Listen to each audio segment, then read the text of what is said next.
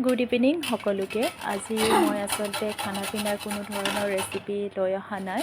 আচলতে মই এটা ৰেমেডিহে লৈ আহিছোঁ।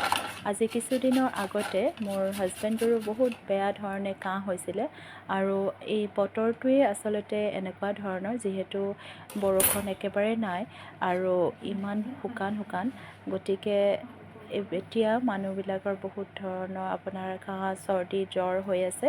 বিশেষকৈ কাহটো মানে বেছিভাগ লোকৰে দেখা গৈছে যে কাহি মানুহৰ অৱস্থা মানে গা দুৰ্বল লাগি যায় আৰু সেয়েহে মই নিজেই মানে বনাই পেলাই যেতিয়া খাইছিলোঁ মই বহুতখিনি ৰিলিফ পাইছিলোঁ কাৰণে মই আপোনালোকৰ আগত মই দেখাবলৈ চেষ্টা কৰিলোঁ এইটো কিদৰে মই বনাইছিলোঁ ৰেমেডিটো। আচলতে মই ইয়াতে আপোনাৰ প্ৰায় 1 গিলাচতকৈ বেছি মই পানী দিছোঁ। তাৰপিছত দেখিছে মই আদাটো ইয়াতে গ্ৰেট কৰি দিছোঁ।